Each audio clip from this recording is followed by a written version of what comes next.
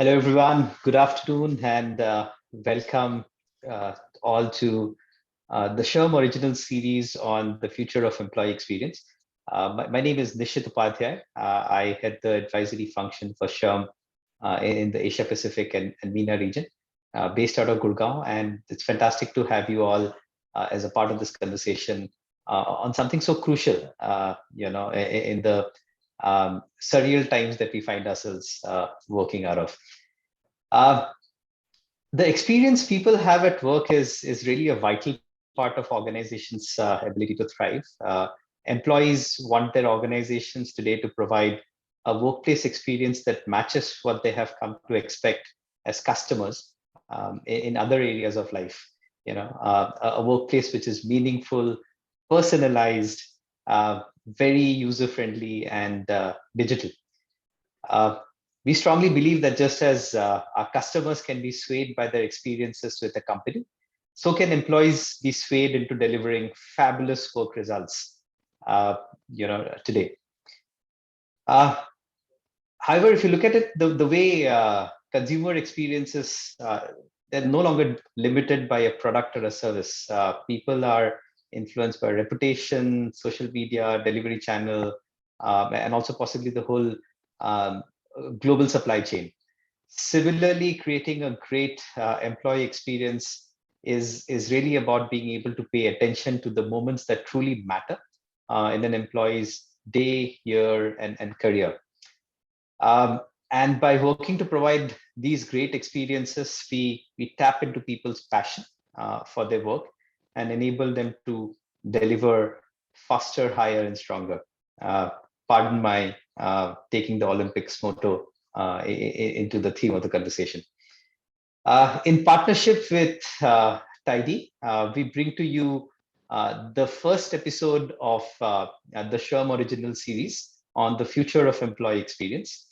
And in this first episode today, we take a deeper dive into the whole domain of EX personalization from candidate to alumni.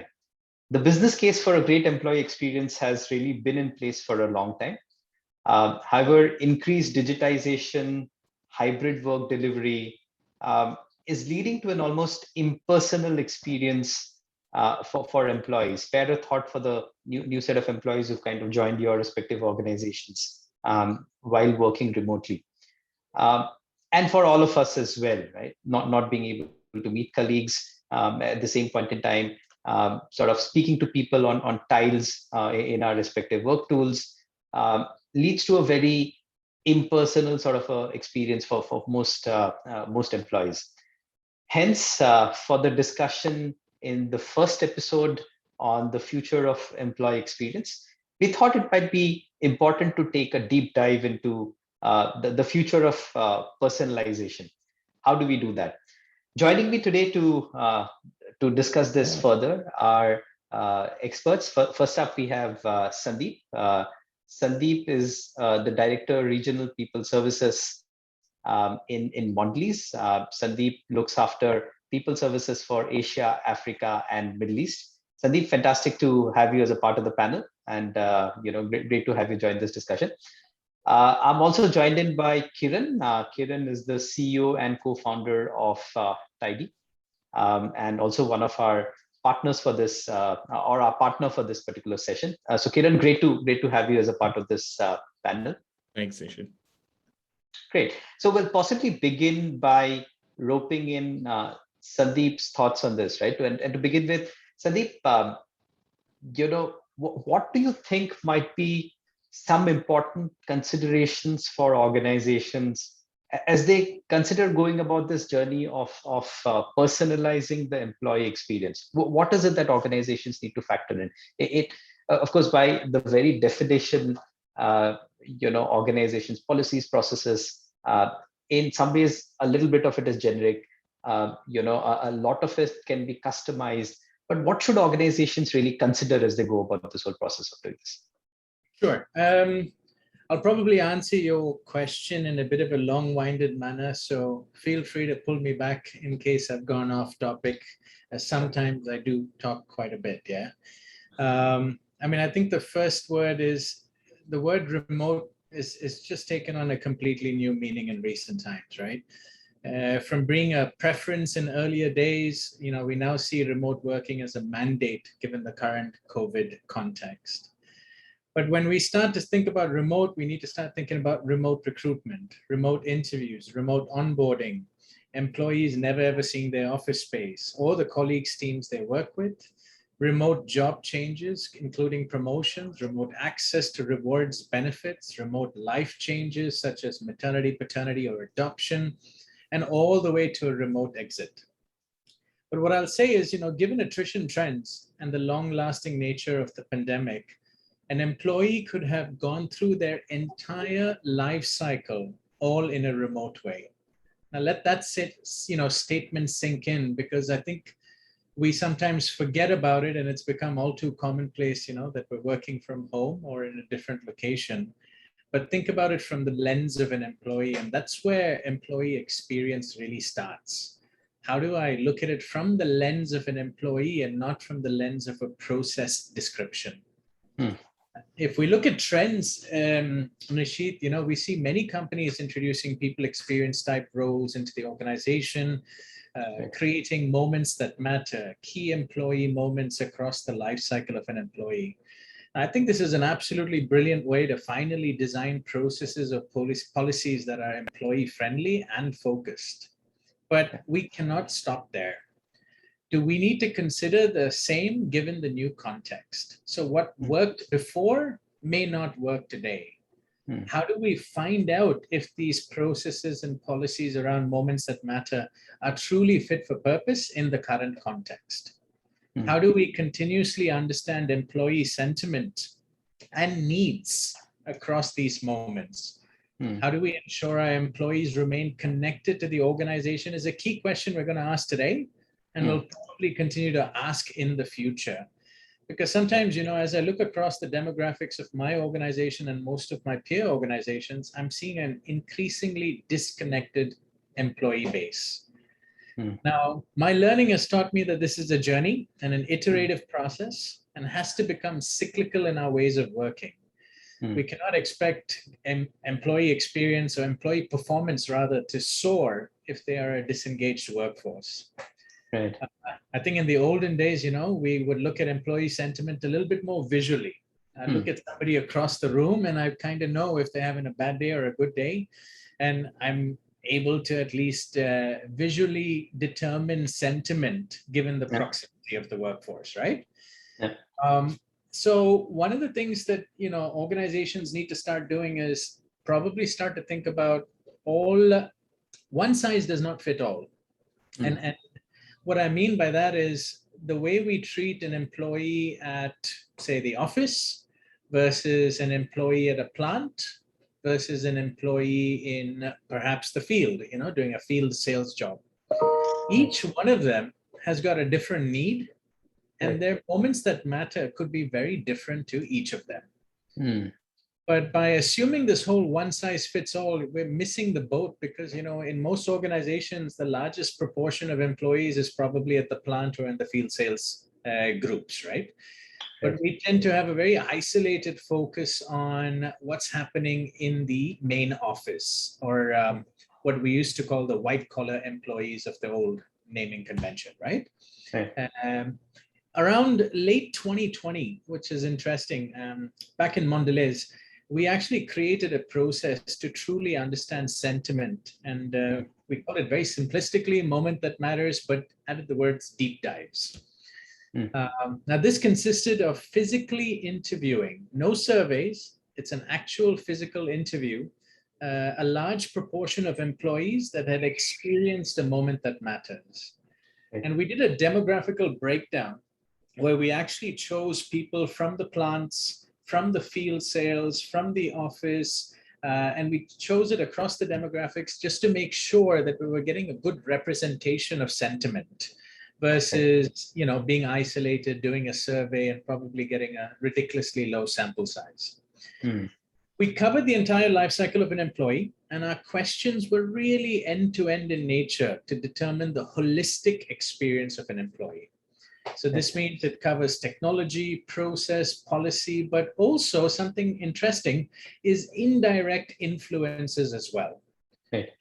Now, this is going to become an important part of this conversation because in most cases, if we're in HR or people teams or people services, we tend to focus on what's controllable. Right. But indirect influences also could involve other functions such as IT, finance, workplace, and also the role of the people manager as well.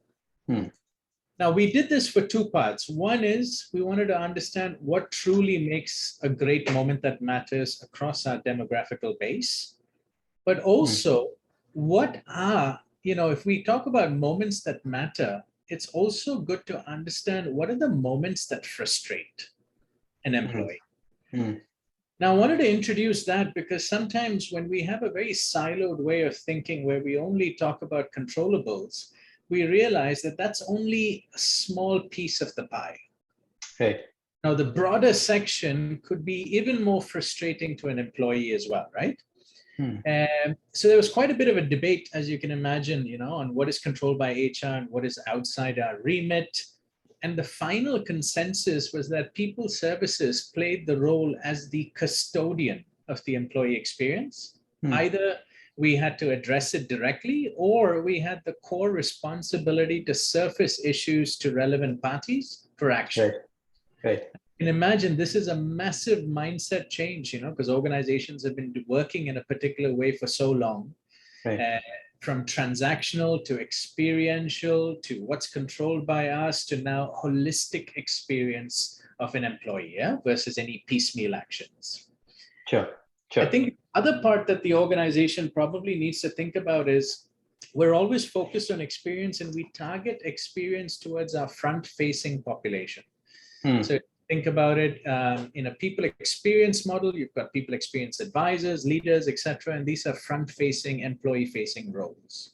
But another key element that organizations need to think about is the back office group.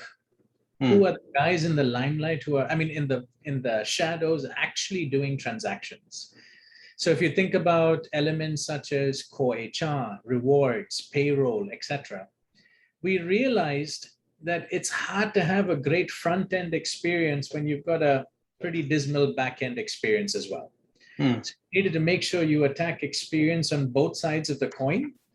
And what we did is, it was a little tricky because these guys are 100% transactional, right? You give me a ticket, I'll work on it, I'll do some data entry, I'll make a change in the system, I'll process your pay, I'll enlist you for a rewards or benefit, and that's it. But our aim was to shift the mindset of the team. And how do we do that? So we did and are doing that in a couple of ways. We exposed this group to moments that matter deep dive so that they could firsthand experience the sentiment of the employees and see how their role or activity fit into the larger picture. A huge wake-up call for them as they realize that sometimes a standard operating procedure does not always lead to a great experience. My favorite example, if you'll indulge me, is, if somebody has a payroll discrepancy, tell them to wait 3 to 5 days for resolution or passing them between work streams saying, oh, it's a data issue, oh, it's a benefits issue, oh, it's a payroll issue. It's nothing but frustration for the employee. But more importantly, it also creates distraction from the employee side to focus on their core job and limits their productivity as well. So it's not just important to sort of hear out the employee, but also sort of make sure that you have the backend processes resolved to be able to address whatever niggles that the employees are essentially facing, in their whole quest to deal with that. In the example of payroll, if somebody has a payroll concern, they're obviously distracted, they've got bills to pay, they've got financial commitments as well. Not 100% of our workforce, has got a good savings to back them up, right? A lot of them do live from paycheck to paycheck. Absolutely. Telling them that, wait 3 to 5 days, first of all, that's just unacceptable. But there's a lot of proactive behaviors that can be engaged in terms of informing them of what's being done, And it's really all about giving them confidence, right? How Yeah. do I eliminate the anxiety from the employees and Yeah. fill them with confidence that we're taking care of the situation? Absolutely. No, great. And I think there were some great insights there in terms of, um, I wonder if there were some quick inputs to add to that, Sandeep, before I rope in Kiran here, sure. or is it okay if you do that sort of a little bit later? So, sorry, I didn't get that quite. I said, did I interrupt you right in the middle of something? Did you complete that thought, or is it okay if I get Kiran here? I think there was just one last part that I Go wanted to ahead. mention on the back office teams. Go The ahead. next part is probably on creating something called experience maps. Right. Now, we're all very familiar with process maps, Right. if people services is our bread and butter, but we try to introduce experience maps to the team. And this is really a good indicator on whether the process is driving the right experience Hmm. and how do we pivot as needed in order to, drive that memorable, amazing experience as well. Yeah. So I think Absolutely. that's probably the end of what I wanted to say in terms Sure. of how organizations can actually pivot as needed. Interesting, and there are there's plenty of very fascinating thoughts that that that not just tickle my curiosity, but as I look at the chat screen, I realize a lot of people are also asking questions about. So Sandeep, great, thanks for that. Kiran, I'd love to bring you here. Uh, as someone who's kind of seen the evolution of technology in sort of meeting up the needs of employees when it comes to uh, employee experience and personalizing that. What role would you see technology continuing to play here? Of course, it has a very crucial role in delivering that EX, but also towards personalizing it more and more. What role do you see EX technology playing in this space? Yeah, sure. So I think one of the key kind of inspirations for us has always been the fact that if you look at what happens on the customer side, on the sales and marketing side, there are just so many tools, products, platforms available which allow you to understand exactly what a prospect or a customer might need and then deliver that as part of the solution, right? So if it is your food delivery service company, they know that for lunch you're most likely going to have a chicken curry with rice, and they're going to suggest that automatically. If it's Amazon, it's going to suggest a product for you, right? But I think one of the biggest shifts that we're going to see is that till now the workplace has not had that level of sophistication when it comes to servicing individuals, the employees within the organization. But if you think about it, when a person joins the organization, they're actually giving the organization a lot of data: who they are, their work experience, the skills they have, what's their family structure, how much have they been earning, what's the career path. And all of these are extremely important data points that a company can use to leverage and deliver a better experience. Something that does not happen very often today. And I think one of the key differences we're seeing are the companies that are actually thinking about this proactively are the ones who are deploying it now, using a data infrastructure layer to make sure that people are or people receive an employee experience which is personalized. And I'll give you an example. In an organization, when a new hire is joining the organization, let's assume it's your benefits document, right? It's that 25-30 page benefits document that goes out to everyone.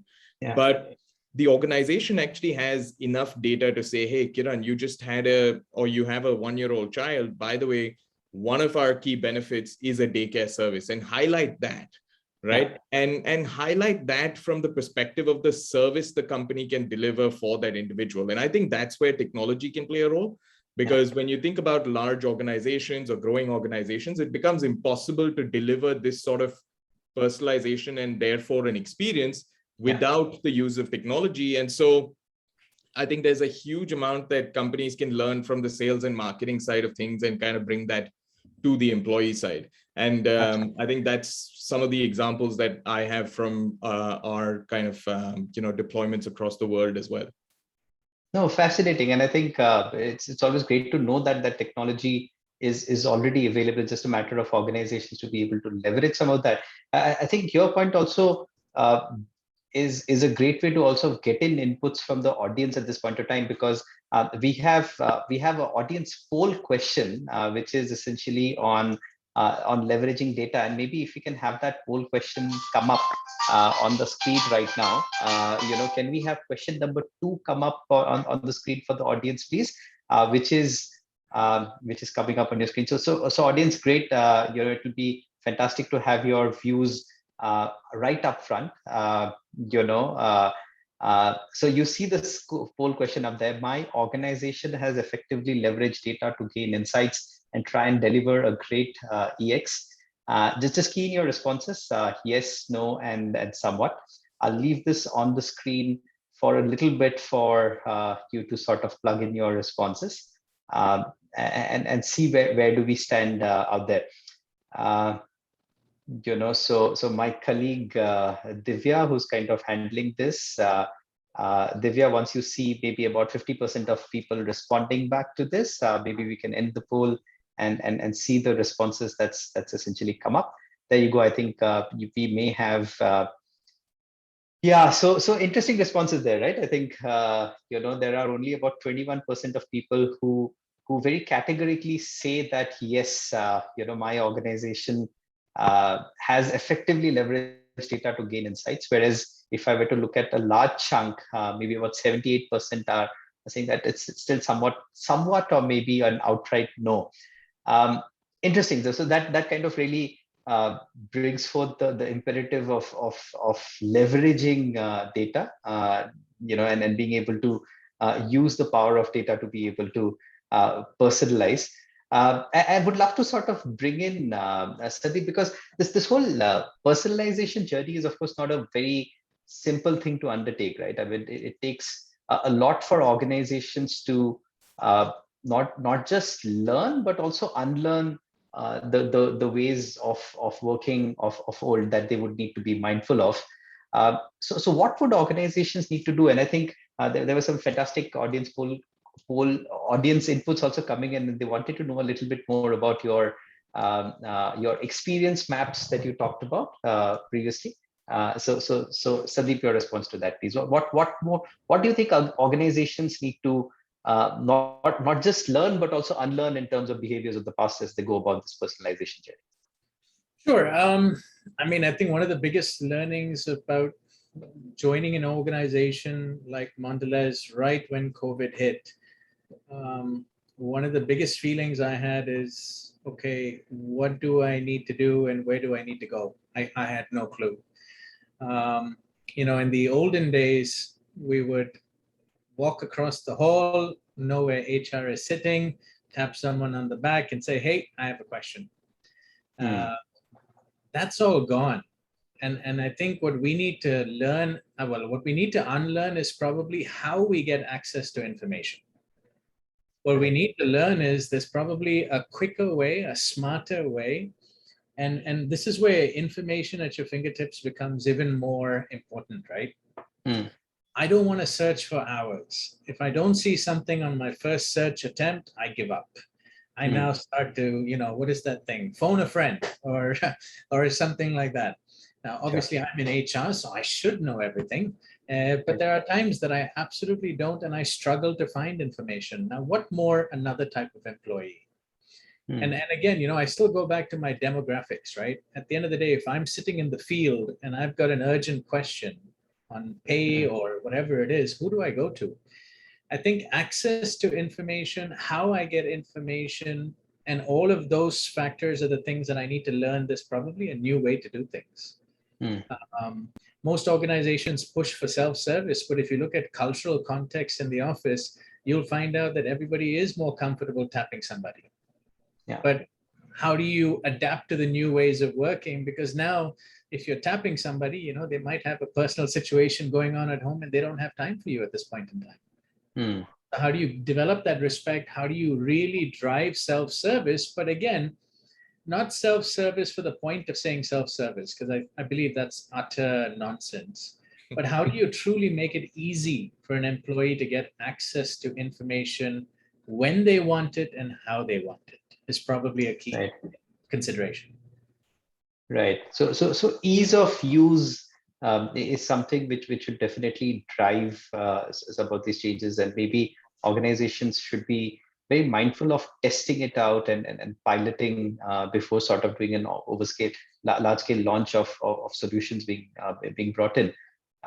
Because absolutely, all of us have struggled with this whole self-service, and in some of these cases where we struggle to find responses and then sort of queue up, or the already clogged, customer service numbers or employee self-help numbers, and that's totally frustrating and kills the EX, right? So Kiran, so similarly, what have you seen some best practices in terms of organizations really adapting in the domain of EX personalization? What might be some of the things that organizations are already doing? And you talked about the data that employees anyways trust organizations with. It's kind of in some ways also almost a gold mine that organizations are not leveraging. And of course doing that in the right manner is very crucial. Being mindful of personal space, so on and so forth. Well, what might be some other best practices that you see organizations put in place in the domain of EX personalization? Yeah, so like Sandeep mentioned, I think your front end really, is going to be suboptimal till your back end also kind of reaches a level of, sophistication, optimization, whatever it may be. And so what we're seeing a lot of companies do today is actually start through the entire employee journey, but right at the beginning. And the onboarding, for example, is probably the most stressful, most kind of time-consuming process or milestone from an employee journey perspective, right? So a lot of the companies that we are seeing, that we work with, they're kind of focusing a lot on preempting the need for support and using technology as a means to kind of preempt the need for, like what Sandeep was saying, who do I ask if I have a question? Hey, I have these questions, where do I go?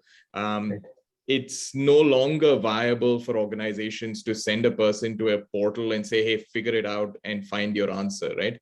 You need to be preemptive in providing that service. So what we're seeing is a lot of companies actually deliver a very personalized journey right from the candidate stage all the way through that whole pre-boarding process, and then even from day one. So some of the examples, if I say my interest from a career perspective when I'm joining, hey, I want to go into robotics, I want to go into AI, I want to go into ML, whatever it may be, the company starts using that data to start sending me information about the opportunities from a career perspective, even before day one. Now, we all know there's a massive war for talent going on globally. And so you need to make sure that that individual joins you on day one. So what do? You use the data they're giving you to give them a better idea of what the company can offer them, right? So, hey, this is the career path. These are some of the mentors from an AI ML perspective. We have this R&D lab where you can potentially become a program manager and grow into that role in the next 2 or 3 years, and we'll help you map that path.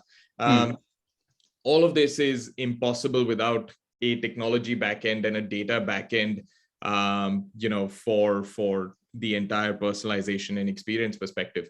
Another one, for example, is how do you make sure that you're minimizing the amount of data duplication? We all know when people come into organizations, you're asking them to enter data over and over again across multiple systems, across multiple, forms, whatever it may be. How do you even digitize something like that, right? To build a much better experience and then use that data to then deliver the right message at the right time. So one day before the start date, every organization knows people are going to ask them questions about what should I prepare for first day? What should I get as a checklist? What should I do as, XYZ? You need to use technology to kind of preempt some of these questions and also deliver the information before that question even arises in the mind of the individual. And so I think that's where the whole angle of personalization and EX start playing a big role. And from a technology perspective, we're seeing that it becomes imperative to have a sort of a people 360 application, which can give you a single view into the entire employee journey. Because again, the problem is there's data spread across so many systems. IT needs it, finance needs it, operations needs it.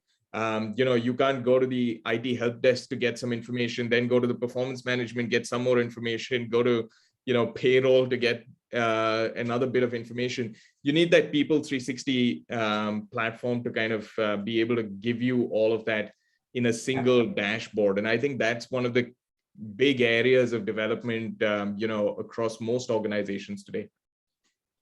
Fantastic. No, great to know that. And in some ways, organizations should be able to predict, what might be some of those clock points, what might be some of those potential challenges, because that's what most people will face as they kind of get into such debates. While Sandeep's back here. Okay, there's some great questions for you, Sandeep, and would always prioritize questions which have come in from the audience. Firstly, and there's something great by DLN Garg here, talking about the future of employee experience. What would be your experience when it comes to human robotics? Interesting question. So I'm not sure. There's so much of robotics which is already in place, but I think a lot of so technically what's also happening is that the HR to employee ratios is something which is increasing day by day, right? I mean, you have many industries which are already talking about 1:800, 1:1000, 1:1200, and therefore that adds to that degree of distance from of the employee, and now also there are chat bots which are coming in. Some of them work, some of them don't work. So I think the question is coming in from that angle. So what's your view on that moving ahead, Sandeep? I mean, I think if you look at something that is transactional, repeatable, why not use a bot or an RPA, or try to get all of that done. But when something in HR needs judgment, needs empathy, I don't think you'll ever take away that human element.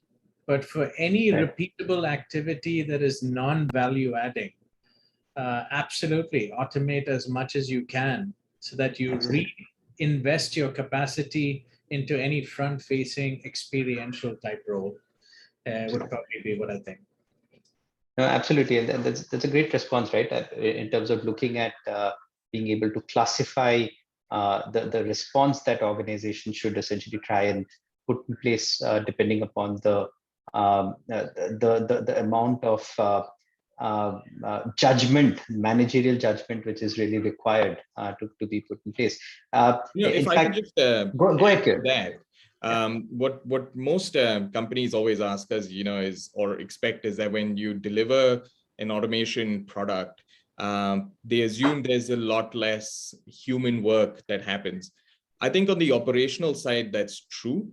But when we work with companies like Unilever or with Genpact, what starts happening, and that's what separates maybe the companies that deploy it and are successful with the deployment versus some of the others that are not, is that data that is coming out of the automation, are people engaged? Have they completed things? What are they not completing? Where are they getting stuck?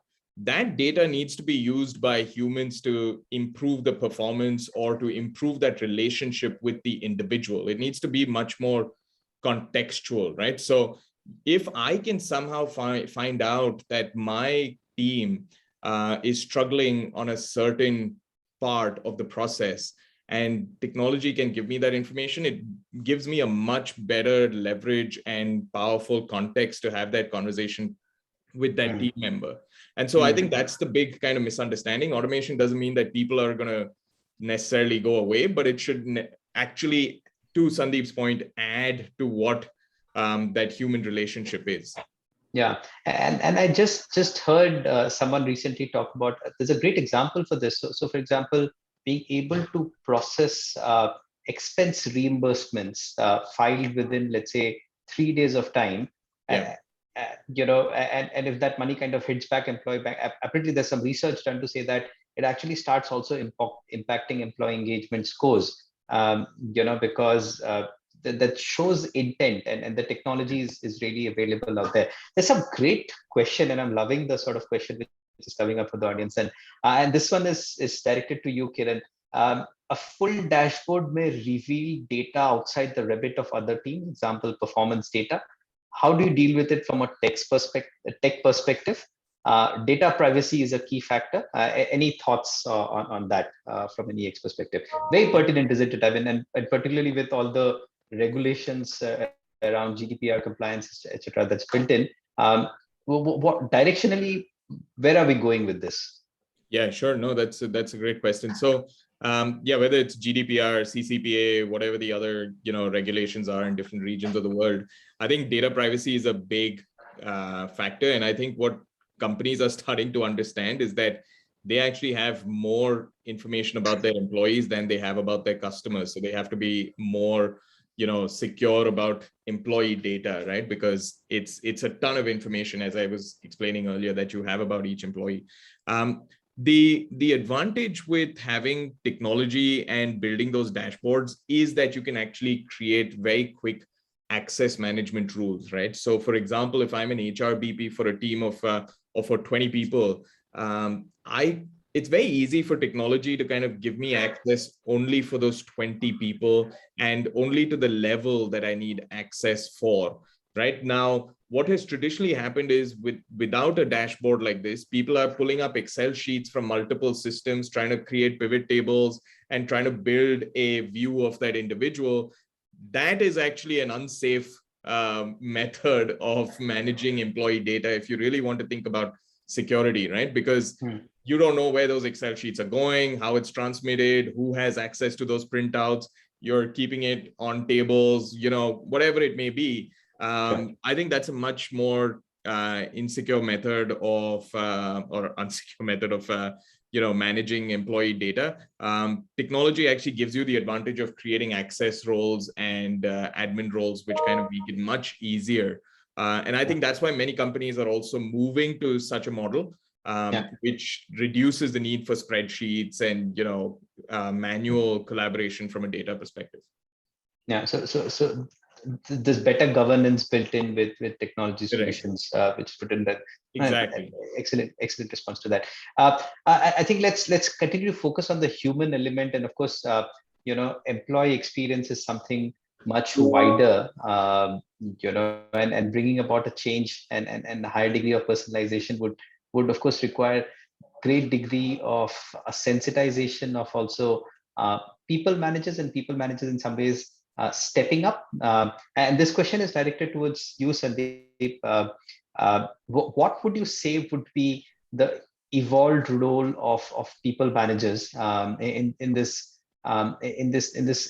new domain of personalized EX? What more would people managers be required to do to be able to deliver a great EX to their respective employees?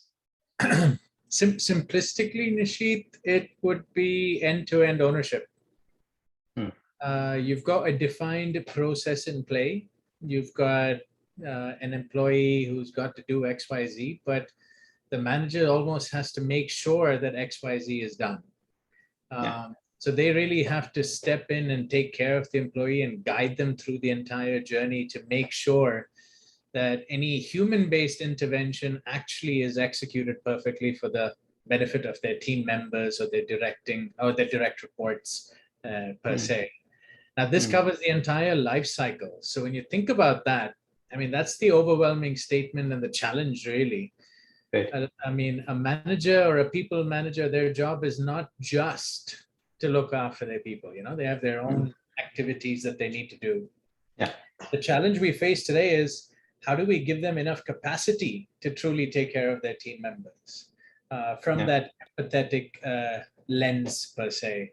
I think this is where digital intervention can play a strong role, because if you can execute a process seamlessly then there's very little for a team manager or a people manager to actually do. A lot of the times it's because we are in a very manual state of affairs that we require the people manager to step up. Let me give you an example. So today, if I want to promote somebody, a people manager has to do the discussion, has to do the nomination of the percentage, has to get approval from line leadership, has to get approval from people leadership in order to just push through a promotion. Why does it need to be so complex? So this also comes back to understanding the experience. And when you think about EX, a people manager is also very much an employee. So we need to look at it again. You're adding different layers of demographics to understand how people are reacting to the entire life cycle. How does an employee react to a promotion process in a company, but how does the manager also do so?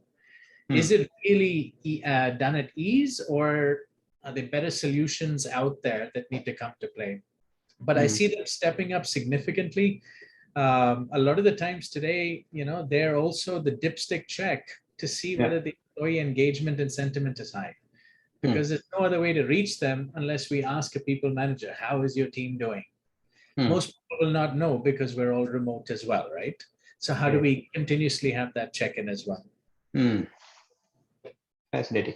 I think, and building on this thought, and also, on the chat that we had earlier, there's a lot on people managers today, isn't it?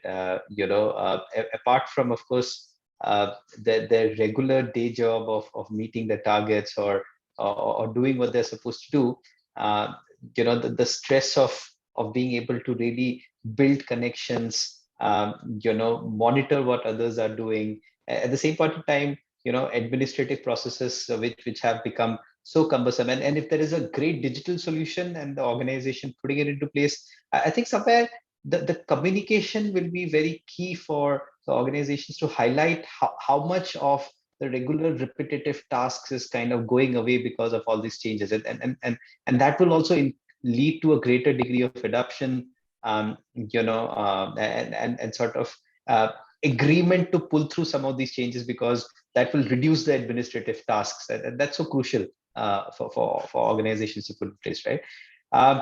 Would love to sort of bring in the audience here once again, and that there's another question which kind of talks to this need for managers, which is question number 3. Can we have that poll coming up on screen now, please? We would love to sort of see the audience view on understanding the importance of EX. The third question, please, not this question, the third question. Just a minute, dear audience, as this comes up. Right. Our managers today understand the importance of EX and their own role in delivering it. Yes, no, somewhat. What's your sense, dear audience? Go ahead. Let us know. And we would love to sort of listen in and understand that of all the people who've joined in, what do you think? Do managers really understand their own role in being able to own EX for their team members? If we have more than 50% responses this time, I think we can close the poll and show the results come up on screen. Yeah, I think this is where also education will play such a crucial role, right? In terms of being able to convey what their role overall is, and taking ownership of the EX journey. I think there's a great input which has actually come in from Shugesh, is it? I'm sorry, I can't see the full name, but this is for you, Kiran. Networks are playing an important role in organization. How do tech tools like organization network analysis and relationship analysis improve EX? Your views, please. Yeah, no, that's a great question. I think it's very real that you can understand a lot by studying relationships within the organization. Because I think more and more, as you see organizations building teams around projects and programs rather than very specific function or a very specific role which goes on forever. I think that's where the whole ONA kind of tools and relationships algorithms kind of play a big role. I think the most relevant way it builds on the EX is by allowing managers and HRBPs to understand, who is your circle of influence, and who you need to kind of collaborate with a lot. Now, this was very big when April 2020 hit and the whole world went upside down, and everyone started working from home, because it was imperative to start enabling collaboration across functions. And so when you were, like Sandeep was saying earlier on, when you were in the office, it was very easy to go into your finance controller's room, to your engineering team's room, whatever it is, and have a conversation. But when everything went completely virtual, I think this whole network analysis of relationships, and this is conversations we've had with lots of companies, became super critical, because they could then start understanding what type of collaboration platforms needed to be built virtually, right, to improve the employee experience. Because you could no longer book meeting room number 1 and go onto the whiteboard and have a conversation with 5 other people across multiple teams. So I think it'll start playing a bigger role as we continue to kind of have this hybrid model, which is pretty much the norm across most companies today. So I think it'll start playing a role in 2 things. One is to understand your network and influence, and the second one is from a collaboration perspective. No, absolutely. And Sugosh, if I can add to that, the whole aspect of managing change and being able to drive through change is something which is going to be so crucial to understand who your pockets of influence really are, right? And ONA is a great tool which kind of enables that, in organizations. And as I'm kind of looking at the audience question and hearing you and Sandeep both, and this is again a reflection question for all of us. So looking back, I think 2 years back we used to talk so much about employee engagement, right? I think over the last 1 year or so, I think organizations have realized that it's beyond just engagement, but it's about the moments that matter, and more, as Sandeep had said, right? So while engagement, of course, had a very clear metric driving it, EX is, of course, a wider variety of experiences. Okay, will it be possible to put one metric to it, or would there be a proxy of multiple metrics? How should one go about measuring it if they would want to put in place? Maybe I'll request Sandeep for your responses first, and then I'll come to you, Kiran. Sure. I don't think there is one measure. I mean, if you think about maybe a net promoter score for the company as a whole, maybe, but there's just so many, So one of the things that we've done is per individual moment that matters, and you've pretty much got about 9 across the life cycle of an employee. Interesting.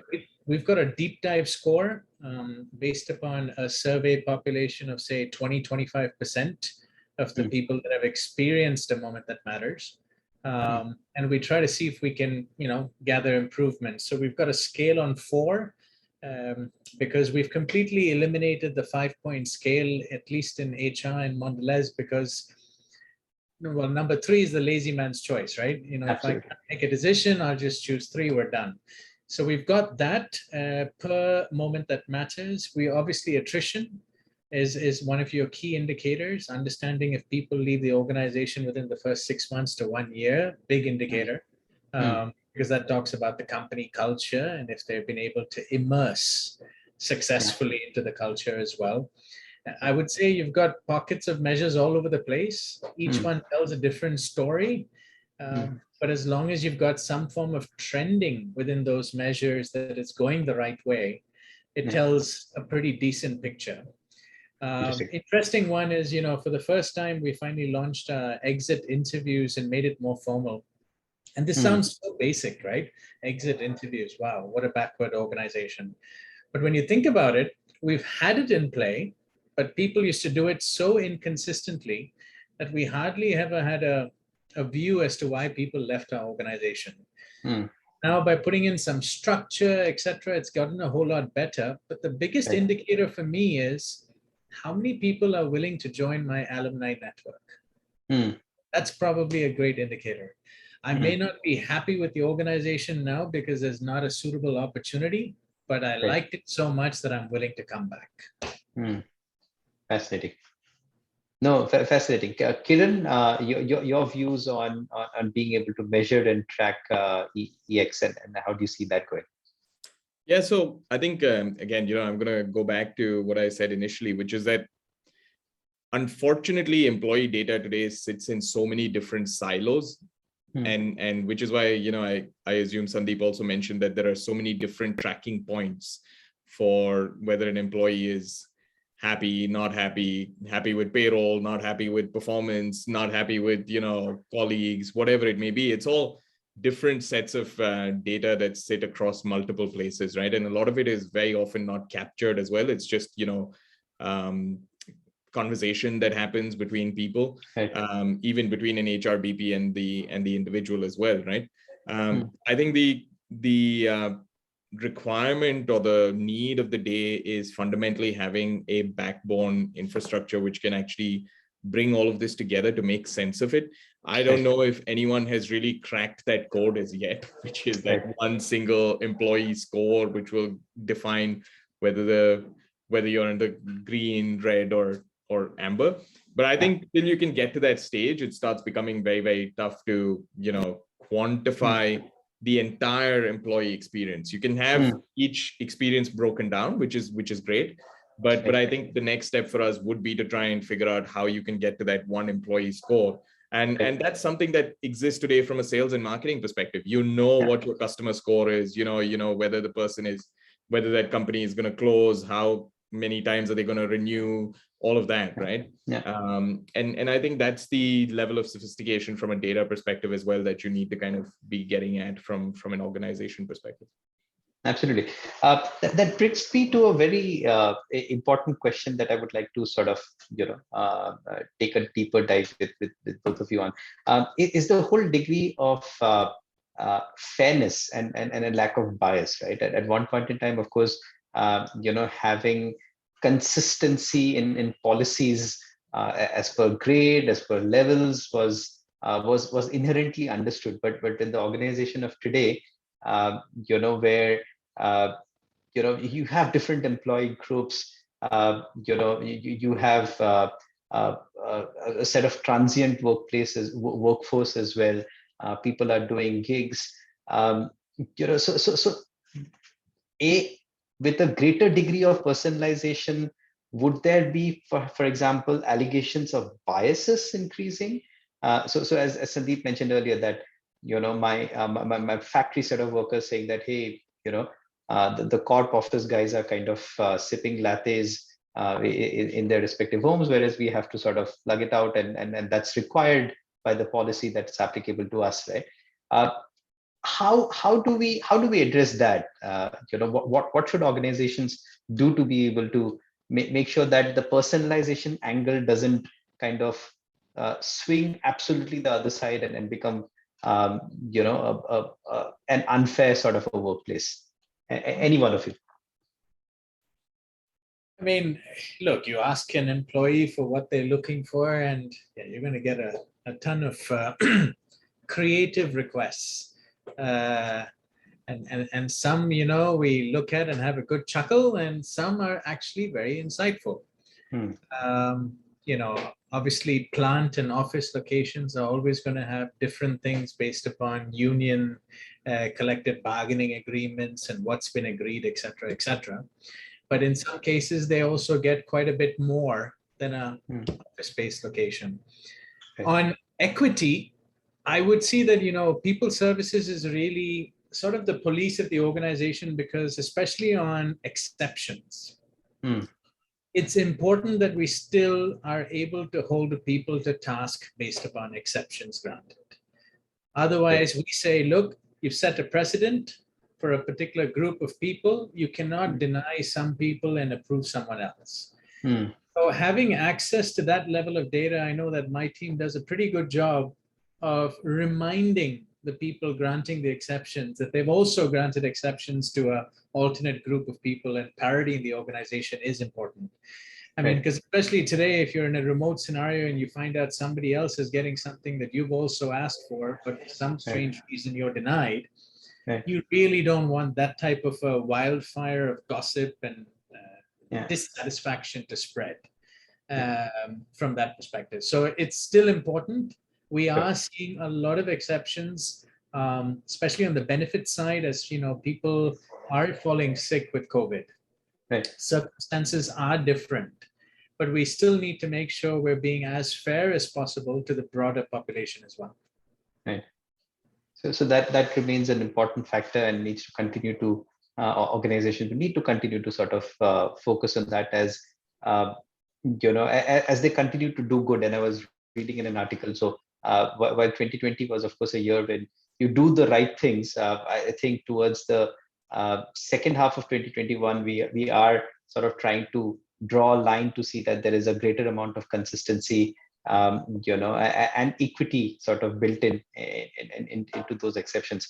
Kiran, what's your sense? Where do you see this balance between a hyper personalized sort of work environment vis-a-vis something which used to be grade wise, level wise, as things used to be earlier? Yeah, I think there are always going to be some cookie cutter processes and systems in place that everyone has to do, irrespective of, or everyone has to follow, irrespective of level or location or any of that. But what's interesting is even things like benefits, right? Which most companies have thought of as a package that you deliver to employees across the globe or for that particular region.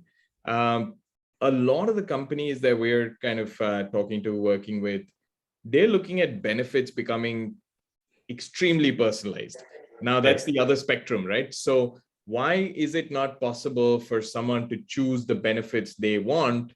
And therefore even the CFO is happier because it depends on who is actually picking up what benefit, and you're not just paying for just arbit benefits for everyone, right? So I think when you start looking at the power of personalization, it can actually result in a completely elevated experience, especially when it comes to things like benefits or even mentoring and coaching, skills, for example. How do you give the people what they need, without going and breaking bank, for example? So there are a lot of service providers today which say that, hey, if you have $500 as a benefits budget for each employee, we will curate a list of services and they can just choose whatever they want.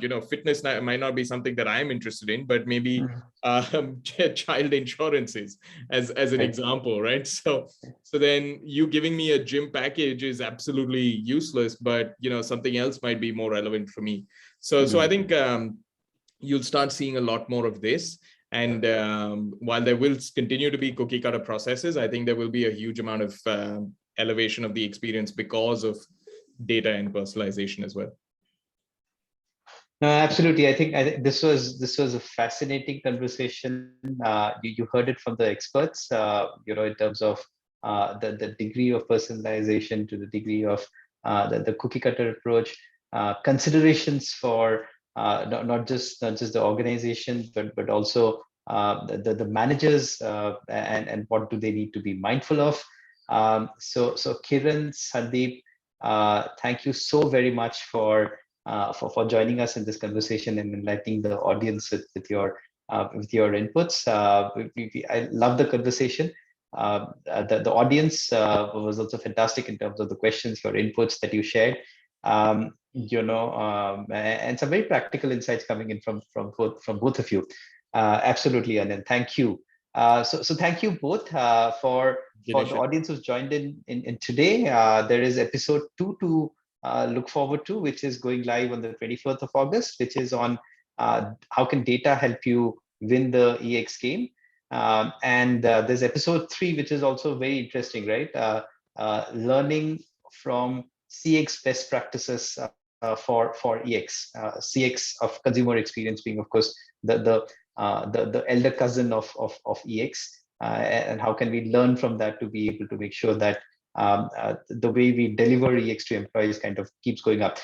So everyone who's joined in today, it's been a fascinating conversation on this evolving topic. Sandeep, Kiran, once again, lovely to have you here, and see you soon again in another SHRM event together. Yeah. Thanks, Nishith. Thanks, Sandeep. Cheers. Fantastic. See you. Bye-bye.